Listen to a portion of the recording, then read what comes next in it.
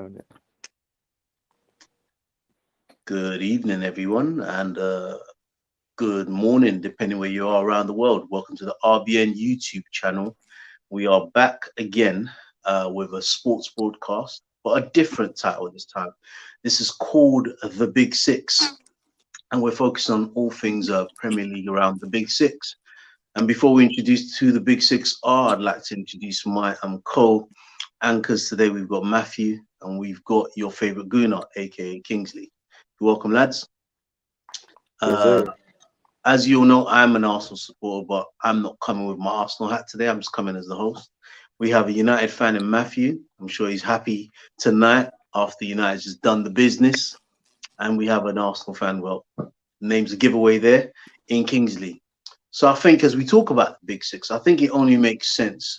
We should go from who's at the bottom and go to the top. Well, what does that sound like, Matt? I think that's fair, isn't it? So we'll be starting off with Liverpool. Is it? They've got least points at the moment, right? Or is it Chelsea's got least points? No, Liverpool got least points. Okay. Liverpool.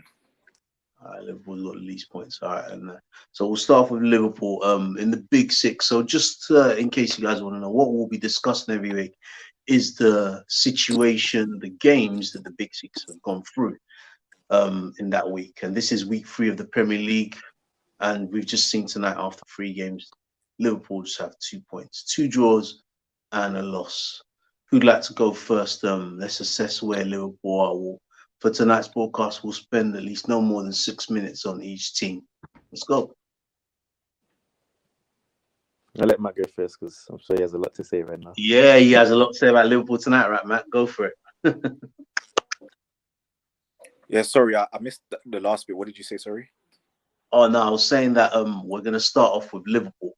So if you want to tell us, you assess Liverpool, and we're gonna spend no more than 6 minutes on each team.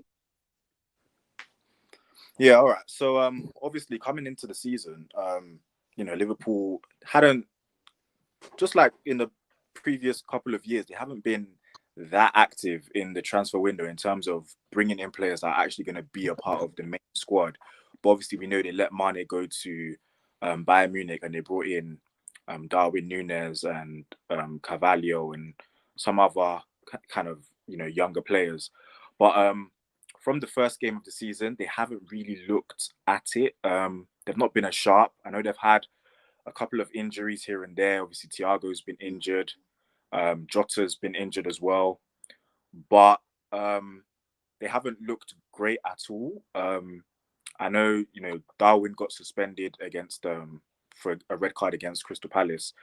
But coming into the game today, as a United fan, I was actually really confident. And I know that might sound a bit kind of delusional considering the form that we were in coming into the game. But I just thought they looked beatable. I thought if a team has their structure set up correctly, if a team is organized and they pick their moments and were clinical against Liverpool, I thought they were there for the taking, just like Crystal Palace did last week. So they do look a bit vulnerable right now.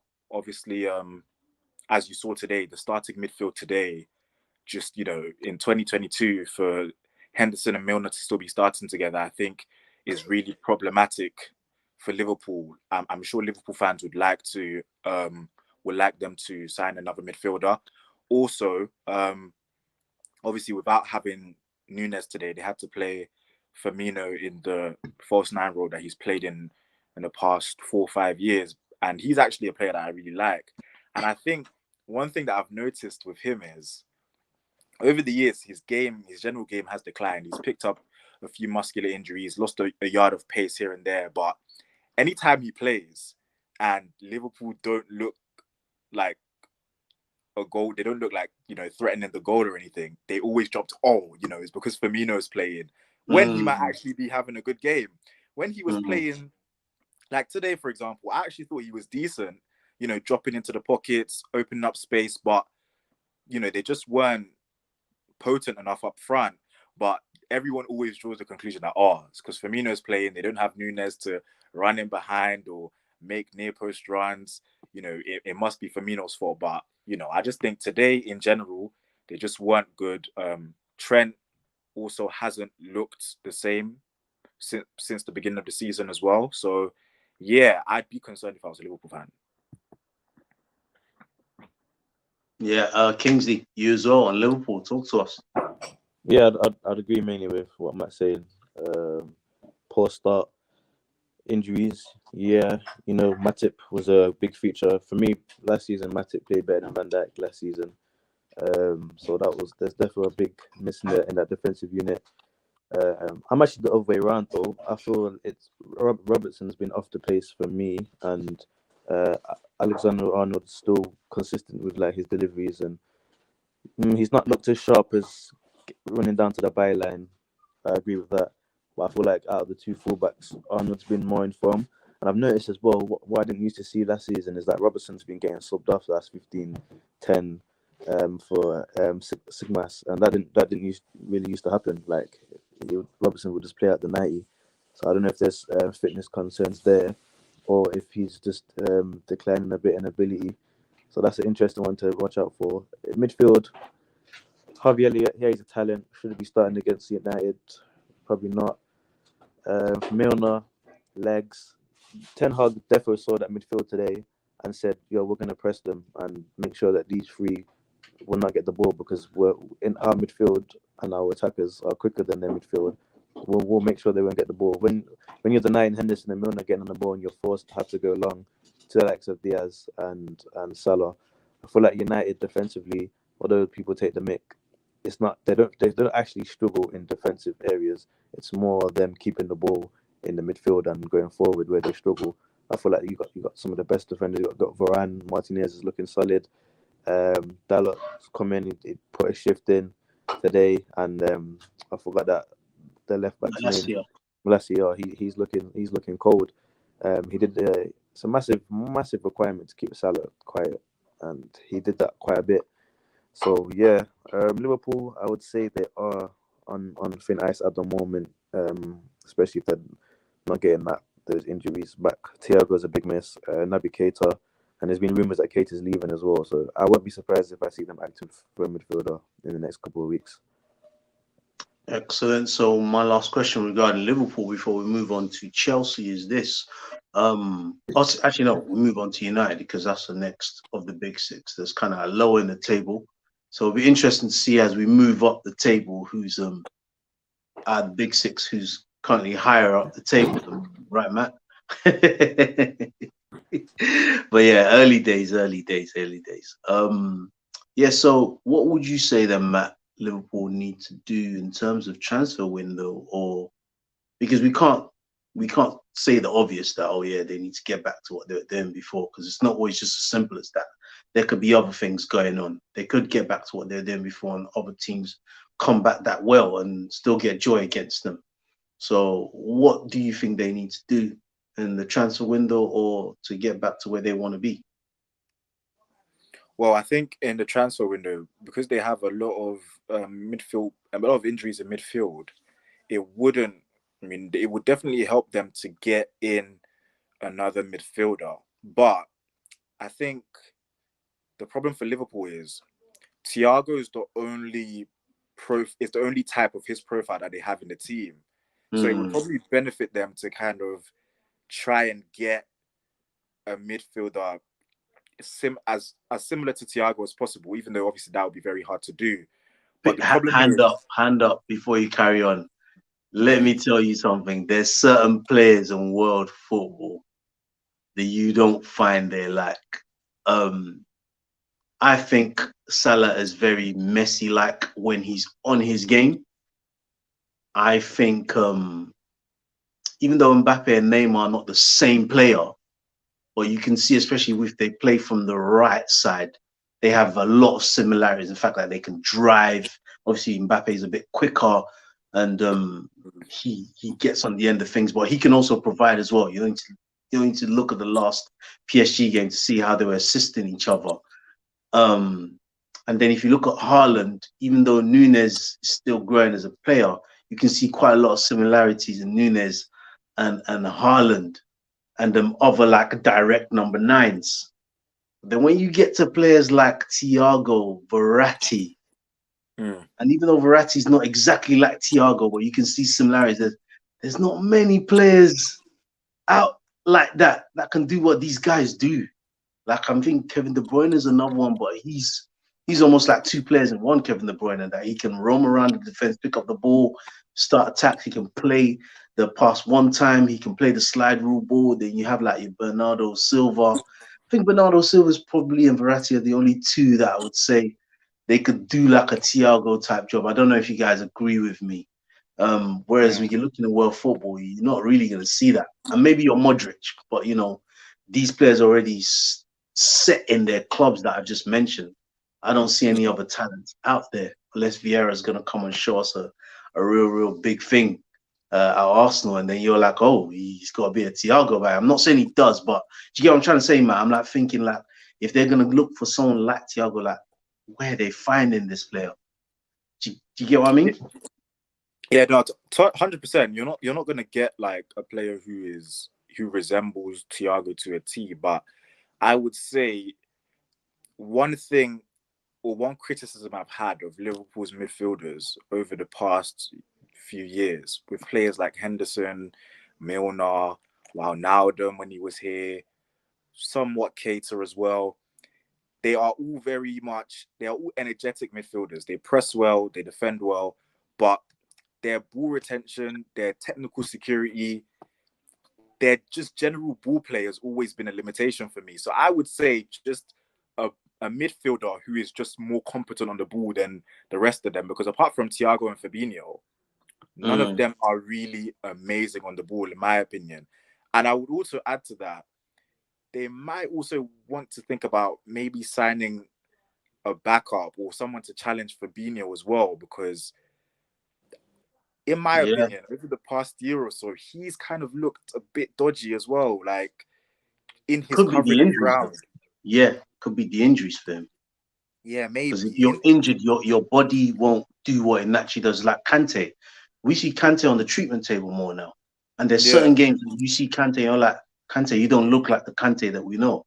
And it's got to be injuries, because if your body's not doing stuff, you're not confident. You're not going to think, oh, I can do that thing that I used to do. So that could explain it.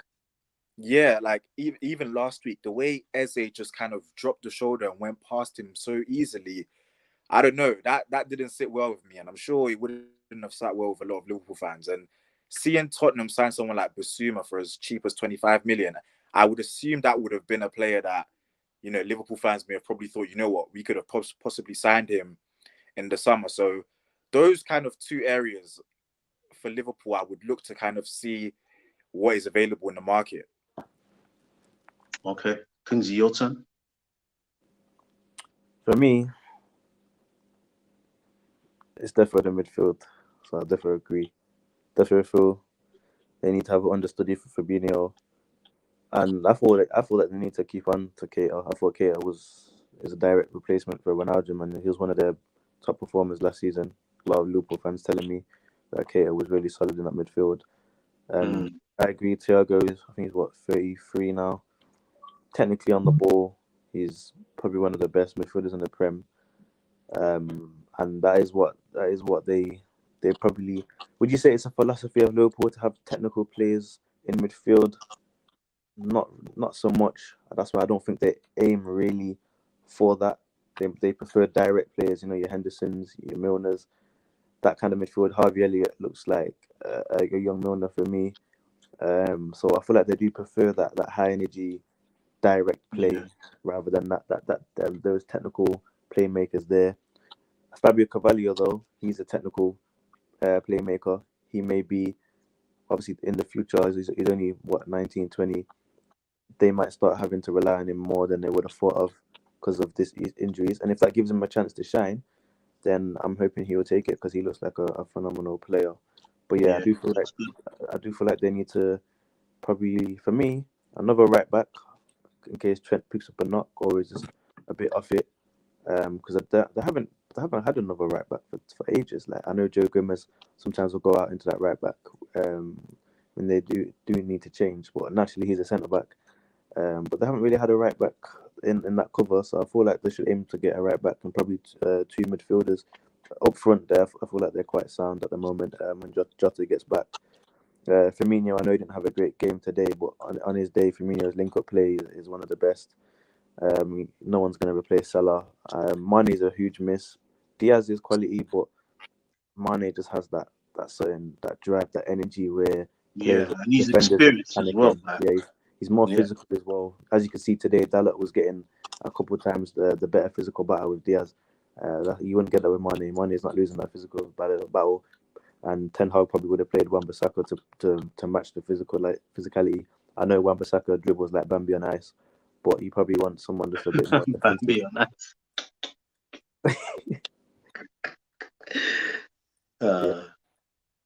All right, that's fair enough. Okay, so moving on from Liverpool, I would have gone straight to Chelsea because they're the next highest Big 16. But it's an interesting point you made there, Matt, about Liverpool would they have gone for Bissouma. If you notice, last year you had rumblings that Arsenal, Liverpool, and some others were looking at Bissouma, and then this January Villa went for a bid, and then that got turned down. I'm guessing Villa didn't go back this summer because Spurs probably got in there early, let them know, oh, we want you, and Spurs playing Champions League, so it obviously makes sense to Bissouma to go to the club that's in Europe. But same way how Liverpool stepped in and picked up Diaz when it seemed Spurs were trying to get him before they went and got Kulusevski. That was how it happened, right? They were going for Diaz, but then when they lost Diaz, they went for Kulusevski. That's what happened, isn't it? Yeah. I'm thinking, because let's be honest, like these top professional coaches, they decide not to sign someone anymore. There will be something they've either seen or they say, you know what, let's wait a while.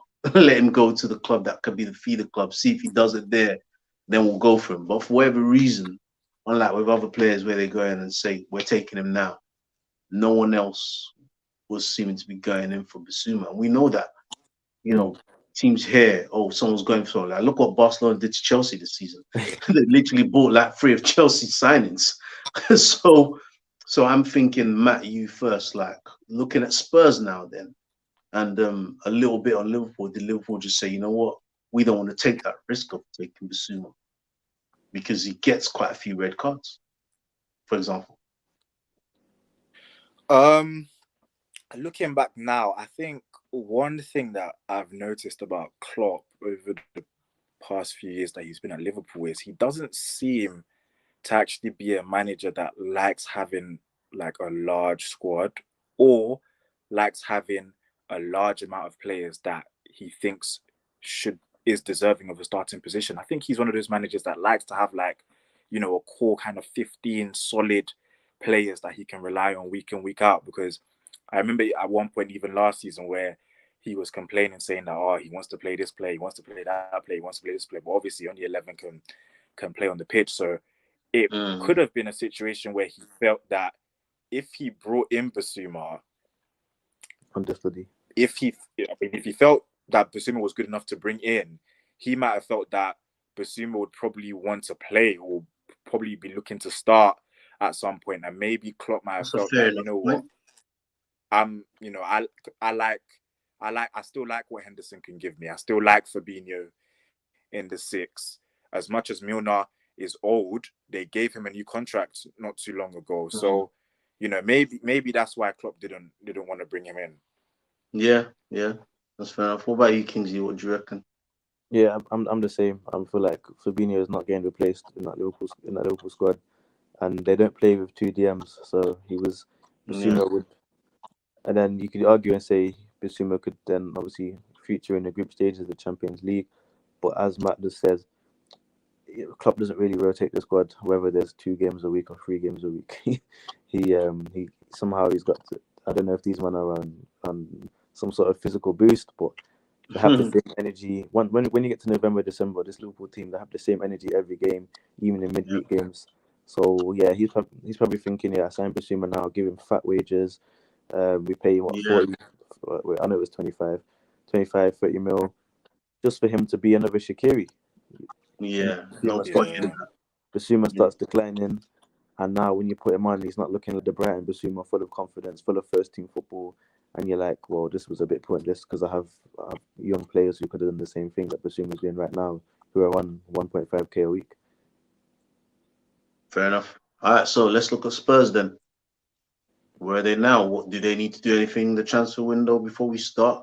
Because as much as we offline we spoke about was there a time Arsenal could be worried. I mean, I think they do have the more experienced manager.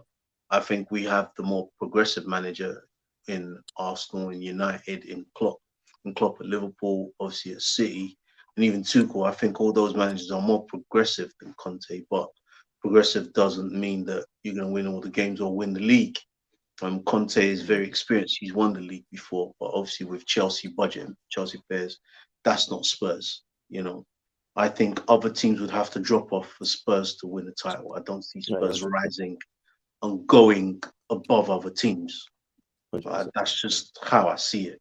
No disrespect to the season when Leicester won it, but a lot of people said that if City and Chelsea turned up or United turned up, Leicester win.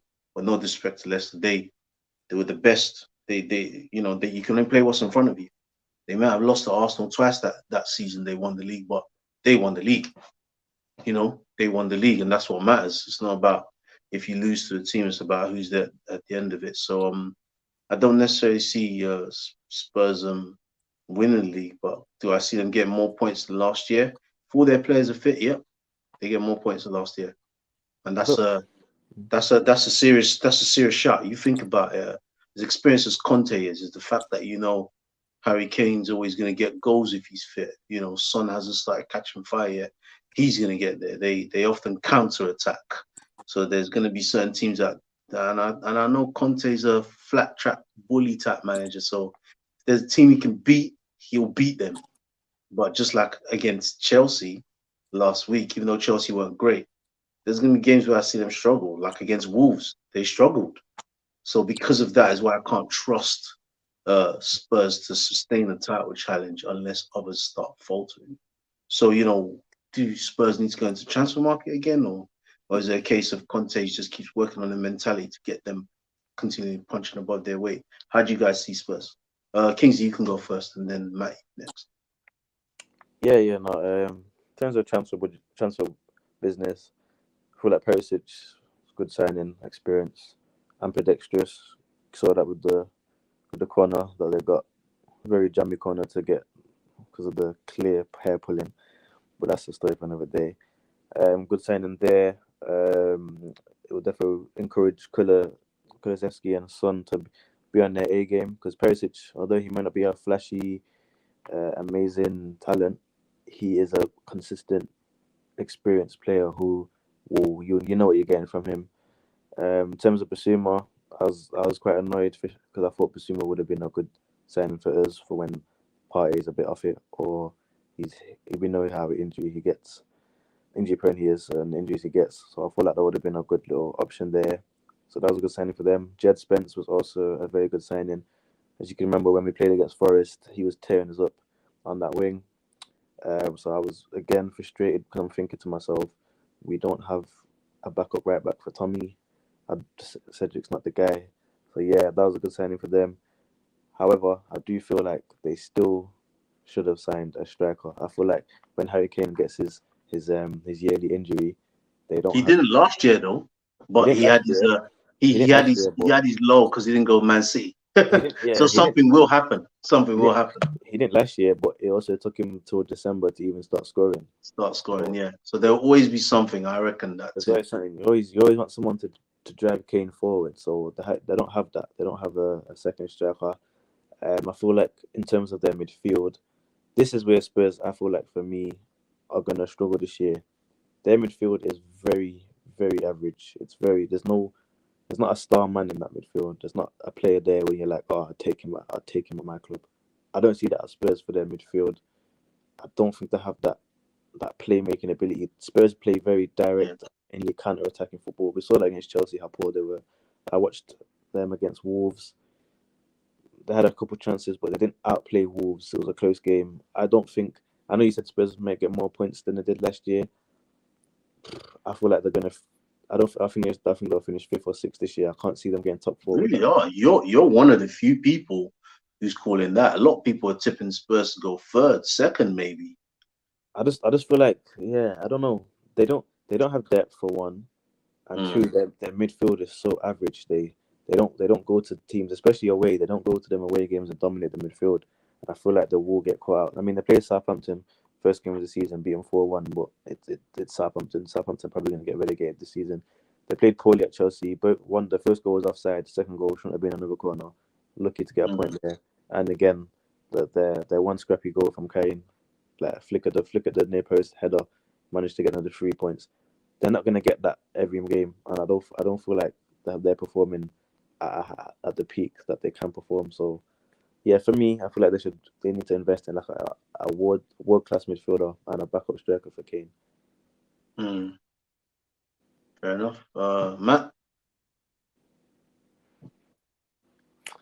Yeah, I think just like Klopp as well, Conte too in the past has proven that he doesn't really, I don't think he really fancies having a large squad. Even the squad that he won the league with Chelsea, he had like a very static 14, kind of 15 players that he was kind of just using throughout the whole season, even though, to be fair, in that season, they didn't have any European competition.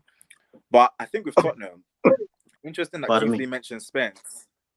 If you remember when they actually signed Spence, Conte said that, it's a good signing for the club. It's good for the club decided to sign him. It's good for the club. Conte loves them shots, man. I won't be surprised if Spence barely features this season. You guys probably would have been better off getting him. He would have probably featured more for you guys than he. I don't see him. I don't know, because they've still got Emerson Royale. They've still got Doherty. I don't know. I don't see him featuring much for Spurs. But also another thing that Kingsley mentioned was the striker. I think the problem with Tottenham and having a striker like Harry Kane is, if you're going to bring in a striker of a certain level, you have to kind of be sure that they would be content with being on the bench majority of the time. And most strikers are at a decent level. Guys, it seems Richarlison is content with that. He came. The difference with Richarlison is he can actually do a job in any of the front three positions. So he wouldn't be relying on a Kane ankle injury to get into the team. If Son gets injured, I reckon Richarlison will be plugged in on that left inside forward position. But if they were to get a striker who's at a decent level, like they've had, I remember there was a year they brought in Janssen from Ajax, who had done well in the Eredivisie. He came in and he barely played. He barely played. They had Soldado. 10 minutes. Soldado barely played. Mourinho brought in Vinicius from Benfica on loan. He barely played. So Llorente, even though he actually had a couple of decent moments, but he barely played as well. So bringing in a striker for Spurs is always going to be difficult. So I think signing someone like Richarlison who can kind of fill in for any of those front three positions was probably the best that they could do. But in terms of where I think they'll finish, I do think they probably secure top four again. I think what they've shown in the first 3 games is that we can't really judge them on their performance. Even against Southampton in the first half, I thought they were poor in the first half, but somehow they managed to go in at halftime leading 2-1 and ended up winning the game 4-1. Against Chelsea, they got absolutely dominated, but Chelsea couldn't take their chances against them, and they managed to take a point away from there. And against Wolves, completely dominated in the first half, but once again, Wolves couldn't take their chances, and Tottenham ended up leaving the game with 3 points. So I think Tottenham are just going to be judged on their results this season. I think if you judge them by the performances, that you're not going to be able to get an accurate measure or a proper measure of how they're really doing. Fair enough. Okay, so talking of who Tottenham played recently, Chelsea. What do we think of Chelsea? Matt, you can go first on Chelsea. Chelsea are interesting because obviously coming into the season, they've had, the takeover from Todd Bowley, America soccer hype, he's been doing everything himself. Like someone must have said, what Todd Bowley's doing, imagine you went to McDonald's and you saw Ronald McDonald at the till serving you. That's essentially what Todd is doing, because he's literally the one. I think he fired all of the backroom staff, all like the people upstairs. He got rid of Peter Cech, got rid of what was that woman's name? I can't remember her name. Was it Martino or something? I can't remember, but he literally got rid of everyone. Can't remember her And name. He's doing a one-man job.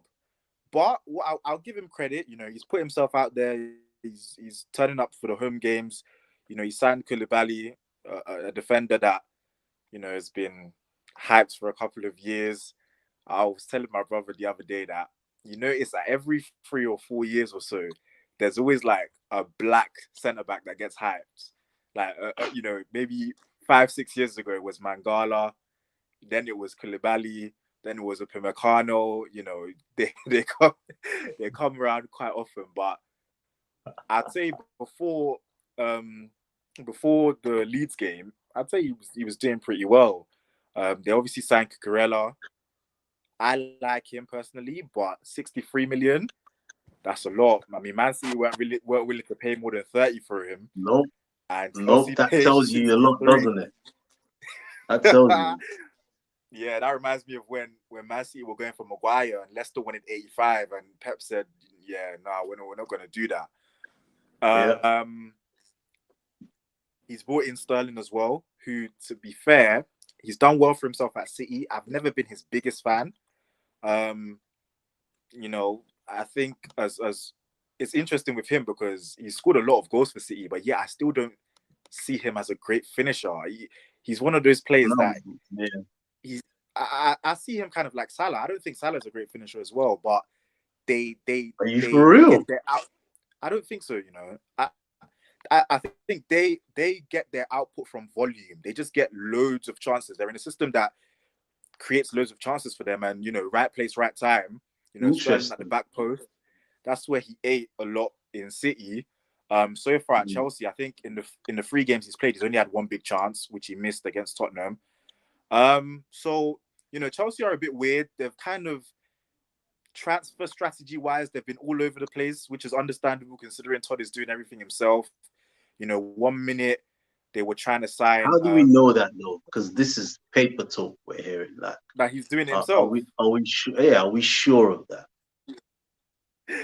I mean, it is paper talk, but I'd say from how sort of all over the place they've been, I wouldn't be surprised if that was the case. Like it's like they've been linked with every player that every other decent team has been linked with.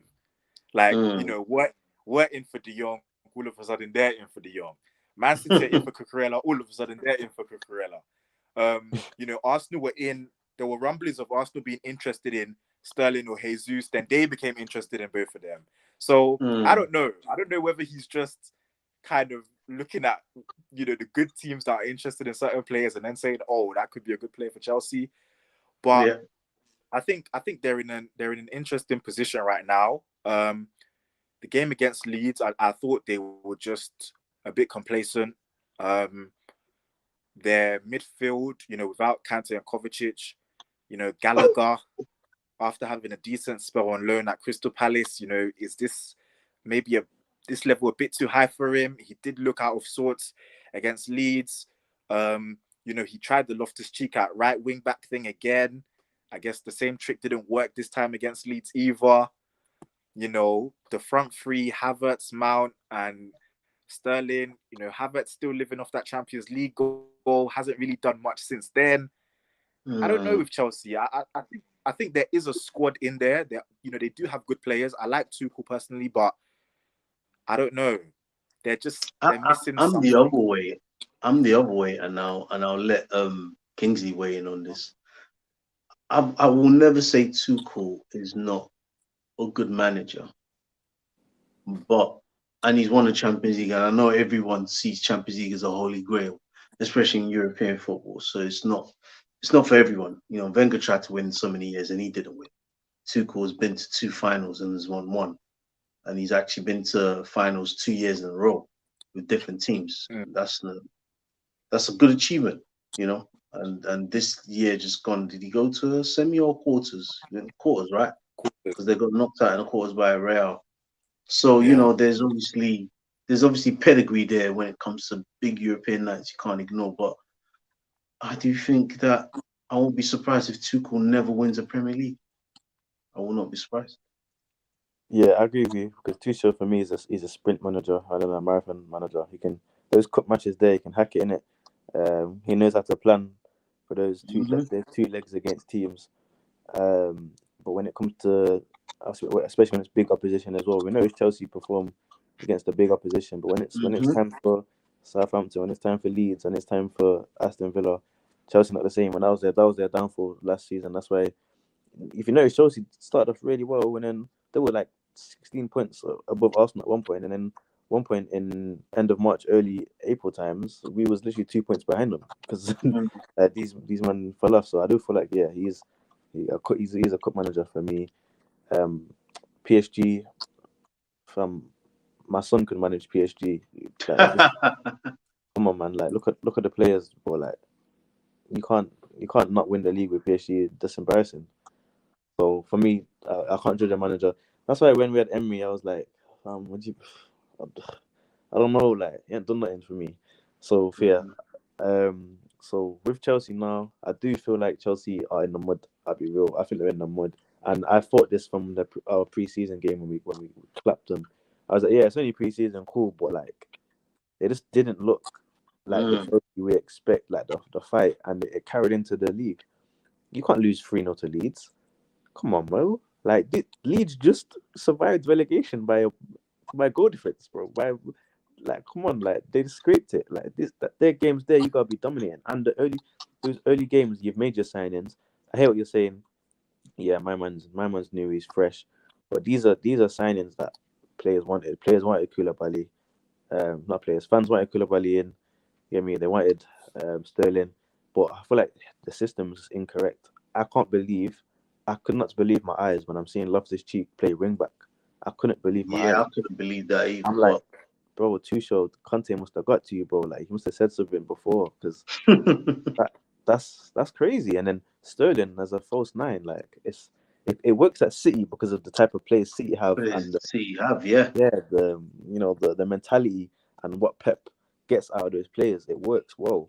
And Matt, I agree with you. Sterling is not a clinical finisher. He needs about 6 chances to score 1 goal.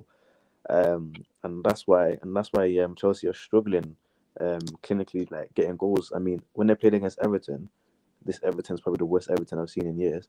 They only won it because of the penalty.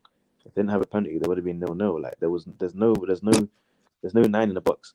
I feel like they were too rash sending Lukaku back out on loan. He's Yeah. he's your closest thing to Haaland and Nunes. He's your closest like Yep. direct number 9. You sending him back out on loan because he had a poor season. I know his attitude probably wasn't the best, but if I'm the manager, I'm like, listen, scrap all that Inter Milan dream. You won Serie A, it's done, bro. We got a job to do here. I splashed 100 mil on you, fam. Do you know how much that is? I put P into you, bro. You're not about to play for 1 year and go out on loan. Like, come on, that is terrible. Kingsley, you have a soft spot for strikers that are indisciplined, don't you? Yeah, but my thing with Lukaku is when I watched the Tottenham the game last week against Tottenham, one of the things that Chelsea did very well was their pressing from the front against Tottenham. Like Tottenham literally couldn't play out from the back, and I question if Lukaku's there, that wouldn't be possible. That's true. However, if Lukaku's there, when you're whipping those balls in to Sterling, he's not Sterling's not beating Romero for a header. Lukaku's beating Romero for that header and getting your goal. What do you want? Do you want players that can press, or do you want players that can get you 20 goals plus a season?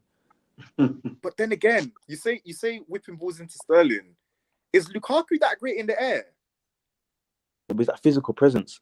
Because he's there now, Romero, probably 2 defenders are going to be drawn to Lukaku, which frees up space for other players. When man them see Sterling in the box, bro, they're like, yo, it's calm, just leave him. You don't even need to mark him. He's not a threat.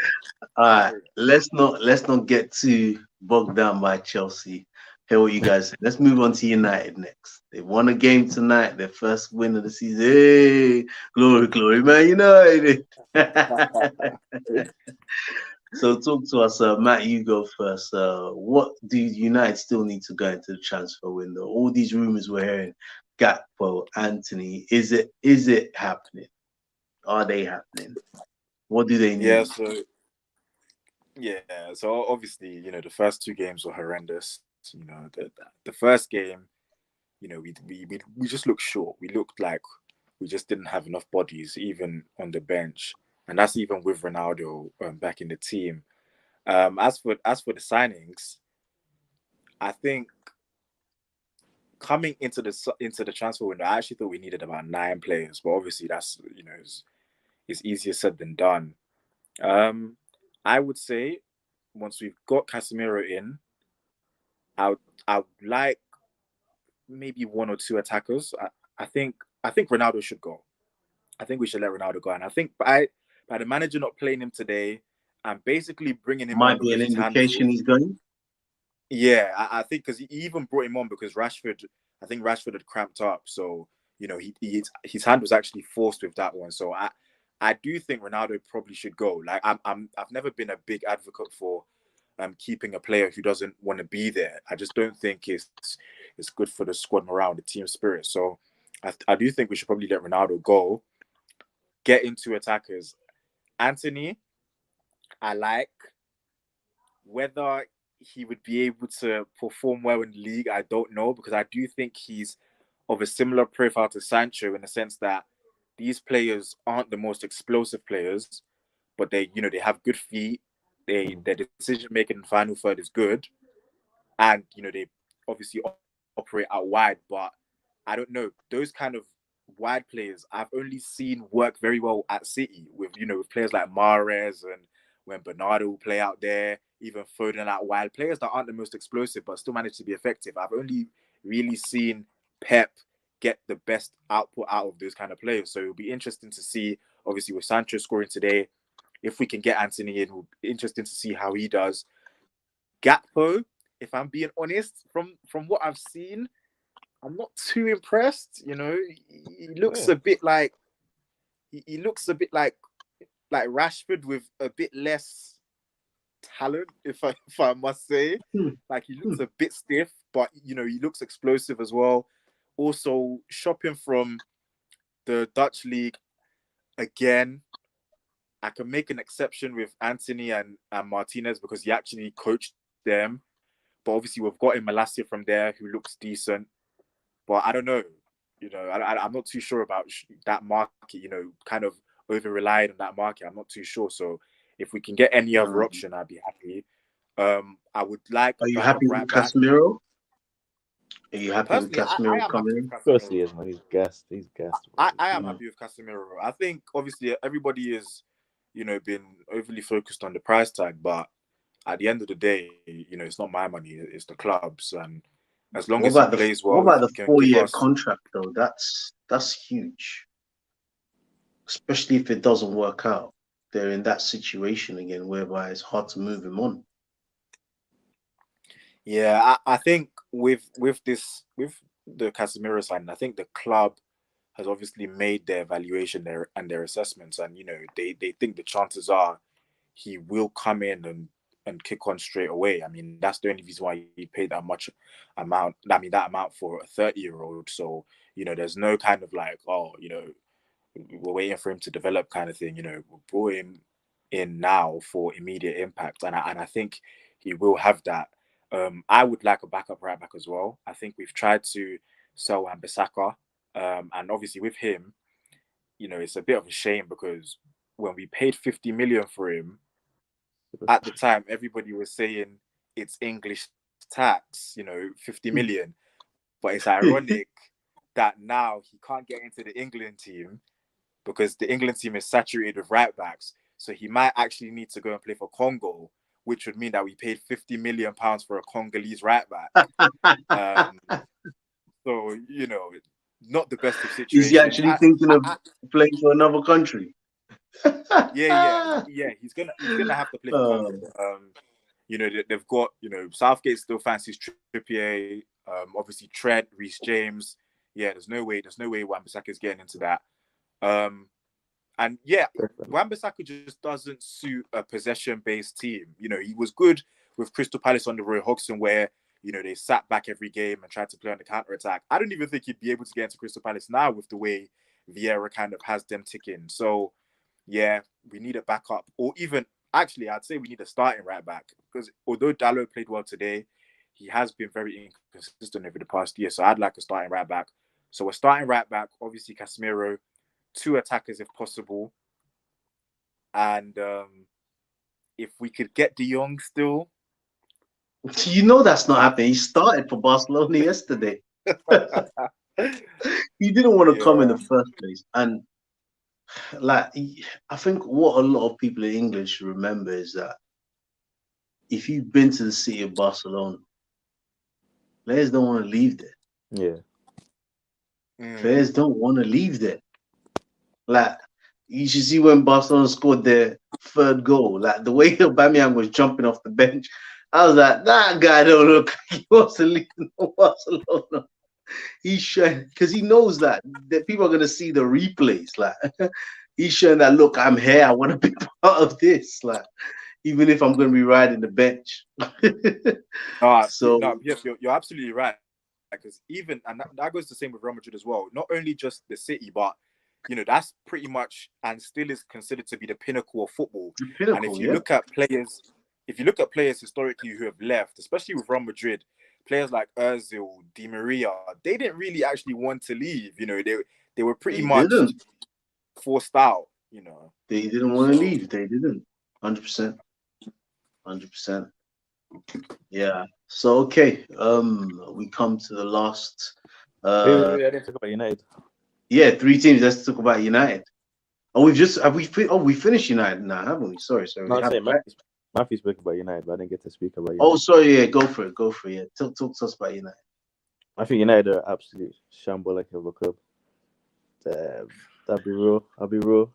I don't agree with these transfer policies of buying players at their peak on high wages, because like what are you lot doing for the future? Like, what's the actual plan? And I feel like United have been doing this for a while.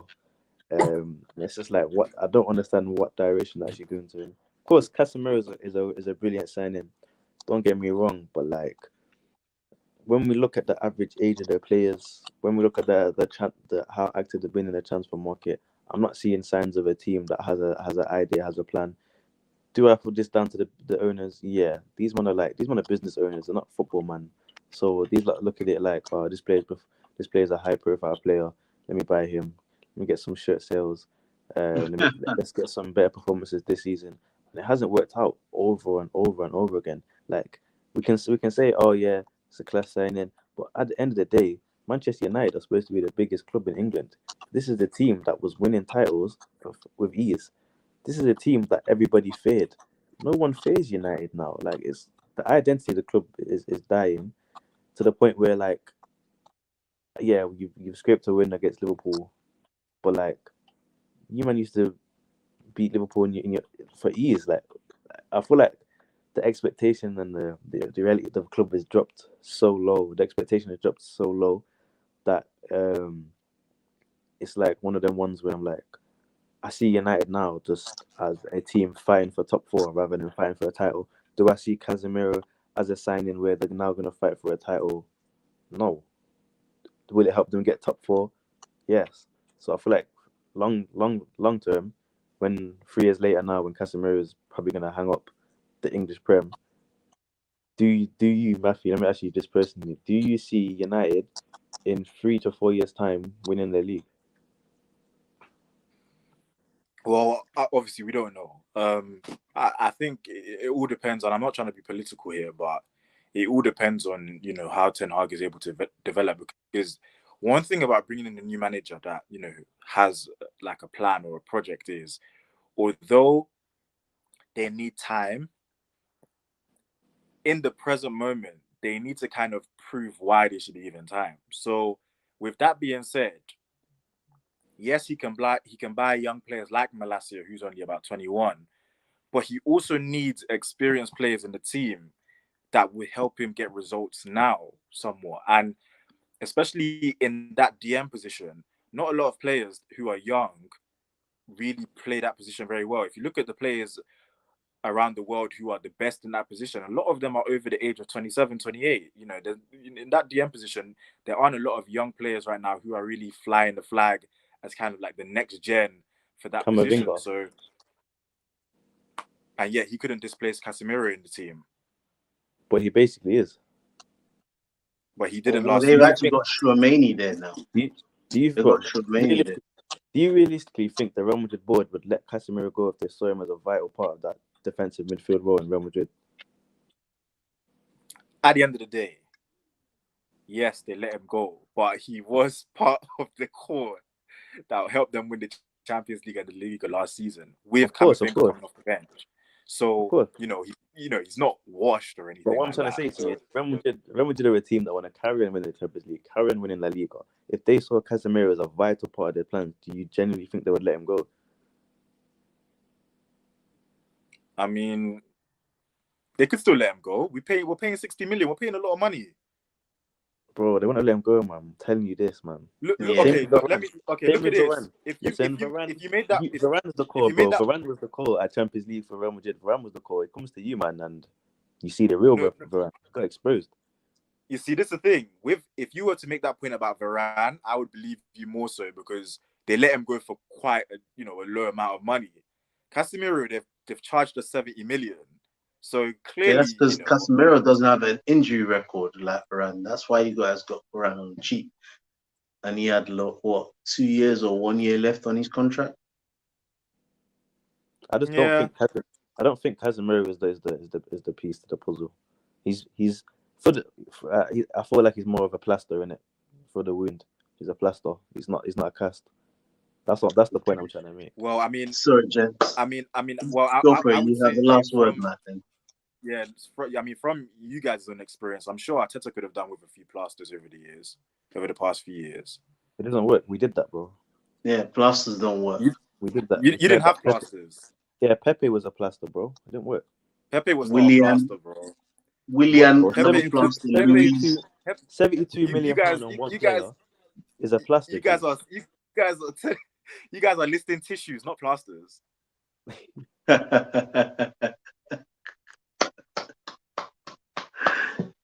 Yeah.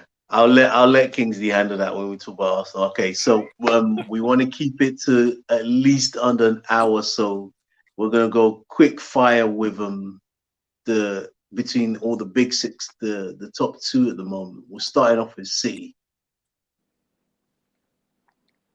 Here's what we'll do. You can talk about City, Matt, and Kingsley, you can go on Arsenal. And next week, you can both go on each other's on City and Arsenal. We'll make sure we make the time for that. But yeah, Matt, you first on City. Talk to us. All right, so with City, obviously they've brought in Haaland, one of the most sought-after strikers in Europe over the past 2 or so years, and they brought in Alvarez as well, who's another forward who was also kind of sought after by a couple of clubs, but they brought him in January and loaned him back out. Then, they wanted to sign Cucurella, but weren't willing to pay him with a 30 mil, so they've brought in another left back called Sergio Gomez. Anyhow, that guy ends up being like a great player. I don't even know. City they just have this whole thing on lock, I think. But about them in general, they're playing well, I would say, to some extent. A couple of things that, a couple of minor tweaks that Pep loves to make in between the seasons, obviously, considering he's lost Zinchenko, Jesus, and Sterling. I've noticed he's been playing Bernardo back on the right as opposed to playing him in the midfield like he was last season. And I think he's choosing to stick with Mahrez, Grealish, and Foden as his wide players, which I think is quite interesting because, in my opinion, I think Pep's best City side was when he had Sane on the left, Sterling on the right, and Aguero up front, with David Silva and De Bruyne in midfield and Fernandinho as the six. And I think with that team, he had everything. He had the pace, he had the technical ability, he had the control. And so the fact that he's choosing to have wide players now who don't actually have pace, I think, Pep is always playing around. So, Pep is Pep. But based on their game yesterday, one thing that I noticed was Kyle Walker was getting exposed a lot yesterday. Usually, in my opinion, he's never been a great defender. He usually just bullies people with his pace. Like he almost dares people to try and run past him, and then he's so quick that he runs in front of them. But for some reason yesterday, say Maximan was kind of, tying his legs, tying his ankles around him, So I would be kind of worried there. Obviously, Cancelo at left back, I kind of do think has been milked out a bit. I don't really like to see him there for City anymore as much as I did when he first started playing there. So I don't know. They got exposed a lot yesterday in transition. Like the defense was really shaky, but City are City. They managed to turn it around, and I see them winning the league again. Obviously, Haaland. A lot of people have called into question, his general play. I don't think he'll ever be that good of like an overall footballer. I just think he's too awkward. Like he almost looks like he reminds me of Lukaku, a younger Lukaku at Everton, when Lukaku was scoring all those goals, but yet his touch and his close control was always in question. I think that will be hardened. Like, for example, against Bournemouth, he had 8 total touches and completed only 2 passes. I just think that's going to be the story. He will score goals, but his overall kind of play just won't be there. But generally, I wouldn't worry about City. I think they'll win it again. I can tell, Kingsley, you're really wanting to dive in on City there. You got 1 minute and a half. 1 minute and a half. 1 minute and a half. Dive in quickly. No. Obviously, I feel like people forget with that City game against Newcastle. People forget that City are going through injuries themselves at the back. Nathan Ake started. We don't normally see Ake started. Stones is out. Laporte's not there, and obviously Diaz wasn't match fit. He came on. Ake came off injured in the first half. Diaz had to come on. He was lacking match sharpness as well, and I feel like Newcastle, when they went out at the back line, they were taking advantage. For me, Kyle Walker, he's past his prime. He's past it. Like they need a right back. They should sign someone like Hakimi. I even saw Joe Willock pace Walker, and I was like, what? That's when I knew. But didn't they sign Cancelo to compete with him, Walker? Though? Yeah, but the thing with Cancelo is he's so technically gifted that they didn't have anyone in left back because Benjamin Mendes going in with his situation there. Zinchenko was. I feel like Zinchenko was kind of similar, but not as technically gifted as Cancelo. And like, Pep saw how like patterned it was when Cancelo came in from the left into midfield, and I feel like he didn't want to leave Walker out because Walker was such an integral part of the team. But yeah, I feel like Walker's better days are definitely behind him, and they should sign a right back. But yeah, City are going to walk the league. I'll be real, especially if Liverpool are playing like this and Chelsea carry on signing 5'5" strikers. They'll definitely walk the league. Excellent. All right, so go in on it then, Kingsley. You got Arsenal first. Talk to us about where they are. If City slip up like they did at Newcastle, then Arsenal, of course, winning the league with ease. I'm playing. I'm not deluded. I do feel like if we carry on our form and we don't get cursed with injuries, we will actually be up and amongst the top 3. Not even 4th. I reckon we'll be up and amongst the top 3 because I can really see us being on it. The way we're playing against small teams, we struggled last season having that cutting edge. But I feel like Martinelli just keeps improving every game. Jesus is a massive addition. I feel like Jesus is he's one of those strikers where like he can pick up the ball halfway line, take on 2-3 players, slip it into Martinelli. We haven't had that in ages. That's what I thought Lacazette was going to be. He was more of a Giroud hold-up guy. Aubameyang, as great as he's a finisher, Aubameyang was woeful on the ball. Let's be real. Aubameyang was not brilliant on the ball. His link-up play was all right, but he's more just Aubameyang for me was just your fox in the box. I preferred him as that. So yeah, I'm really excited this season. As I said, I still feel like we need to get right back. Tyreek Lamptey is there. Arteta, please, if you ever hear this broadcast, please just sign the guy. Sign the guy, bro. Like his class. Left back, I feel like we're sound now. Midfield, I still want to see either Milinkovic-Savic or Tielemans in there, just for cover because yes, Partey is great, but he gives the ball away so much. His passing, it's always the simple passes where he's either overhitting it or I think because he's always thinking forward. I don't know if this is a La Liga thing in it, the technical side of it. He's always thinking forward. So sometimes when he passes the ball, he's never looking at the ball. He's looking at like what's next, and then he just misplaces his passes so many times, and it's quite frustrating. I just feel like he needs a little competitive edge just to keep him sharp because El Neni is not that. But yeah, I'm really excited for what we're going to do this season. Obviously, we got Fulham next at home. That's another 3 points. Then Villa, who are really out of form. I don't know what Gerrard's doing to the.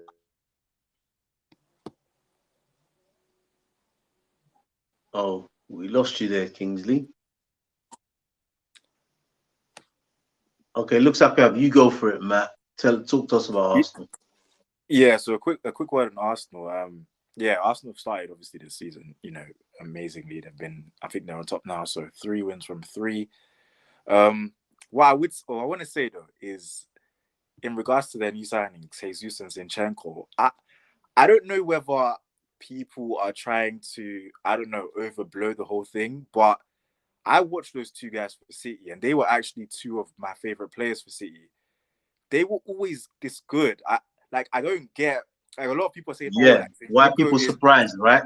Yeah, especially with Jesus. Jesus was brilliant for City. I honestly don't understand where like the shock or the surprise is coming from. Like I keep on telling Arsenal fans, Matt, this is the thing we talked about, especially in England. Like, if you're not having all the stats, and City are stacked in terms of the players they have, they will ignore some people.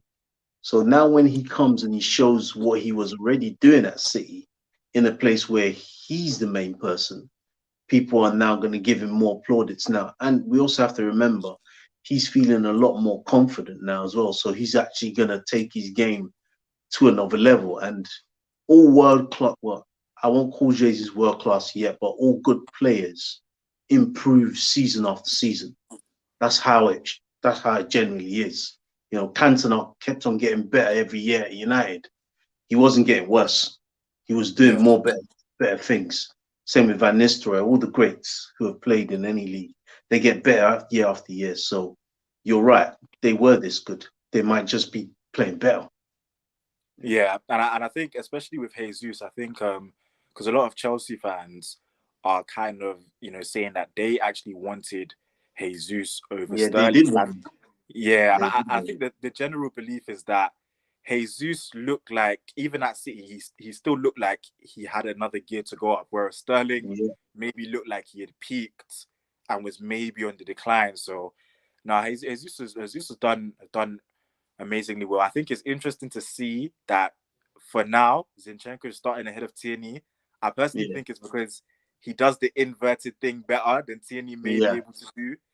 But it'll be interesting to see how that situation unfolds moving forward. But no, Arsenal are doing well. Yeah. I think for Arsenal, because Kingsley's not here, they should be aiming to get into Champions League, minimum top 4 in the league, and win a trophy. They do that, that will be a progress for them. If they don't win the trophy and don't get into top 4, then the club will have no reason but to say to Arteta, thank you, but we need someone who's going to take this team to the next level. But I think he will get top 4 and win a trophy. If you think of the League Cup, FA Cup, and Europa League that they're in, they've got a good chance of winning one of those 3. If they can get 2 out of those 3, then great, even better. But we know how competitive things are, because Liverpool, City, they cleaned up the domestic trophies last year, and they could easily do that again. Yeah. So that's it. This is our first episode of Big Six. Thank you all for watching. Remember to like, share, and subscribe this RBN YouTube channel, and we will see you next week. Thank you so much, Matt, and thank you all for watching. Bye-bye.